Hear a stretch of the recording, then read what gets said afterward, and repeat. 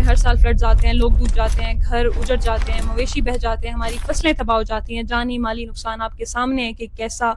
آپ دیکھ رہے ہوں گے سب کچھ. پھر ہماری جو حکومت ہے وہ ریلیف کیمپس بناتی ہے، راشن بانٹتی ہے، بستر بانٹتی ہے، اور مرنے والے خاندانوں میں چند پیسے بانٹ کر اللہ اللہ خیر صلاح ہو جاتی ہے. لیکن سوال میرا یہاں پر یہ ہے کہ اگر یہی پیسہ فلڈ پریونشن پر لگا دیا جاتا، اگر یہی اربوں روپے ڈرینیج سسٹم کو اپ گریڈ کرنے میں لگایا جاتا، ڈیمز کو بنانے میں لگایا جاتا، جنگلات کی حفاظت میں لگایا جاتا، اربن پلاننگ سسٹم پر لگا دیا جاتا، تو آج ہم اپنی قوم کو ڈوبنے سے بچا سکتے تھے. اصل مسئلہ ریلیف نہیں ہے، اصل مسئلہ پریونشن ہے. ہر سال ہم ٹیمپریری طور پر سولوشنز ڈھونڈ لیتے ہیں، لوگوں کو پیسے وغیرہ دے دیتے ہیں، اور پھر اگلے سال کے لیے ہم انتظار کرتے ہیں کہ دوبارہ جب فلڈز آئیں گے تو اللہ اللہ خیر صلاح ہو جائے گی پھر سے، اور جو ہوگا دیکھا جائے گا. حکومت ہمیشہ لیٹ ایکشن لیتی ہے. ایز یو نو،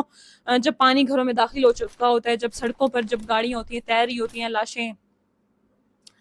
اللہ اکبر، سامنے آ رہی ہوتی ہیں آپ کے سامنے، تب جا کے فیصلے ہوتے ہیں، مگر تب بہت دیر ہو چکی ہوتی ہے، پانی سر سے گزر چکا ہوتا ہے. فلڈز کی جو وجوہات ہیں وہ آپ کے سامنے، یہ انسانوں کی اپنی کیے کرائے کرتوت ہوتے ہیں. یہ کوئی نیچرل ڈیزاسٹر نہیں ہے، کوئی قدرتی آفت نہیں ہے. کلائمیٹ چینج کی وجہ سے، ڈیفورسٹریشن کی وجہ سے، ان پلانڈ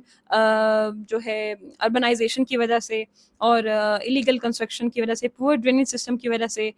ریور مس مینجمنٹ کی وجہ سے، اور ڈیمز کی کمی کے باعث جو پانی کا جو بہاؤ ہے وہ جو تباہیاں مچاتا ہے آپ کے سامنے ہے سب. اگر حکومت صرف ریلیف پر اربوں روپے بانٹنے کے بجائے، راشن بانٹنے کے بجائے، لوگوں کو پیسے تقسیم کرنے کے بجائے یہی پیسہ پریونشن پر،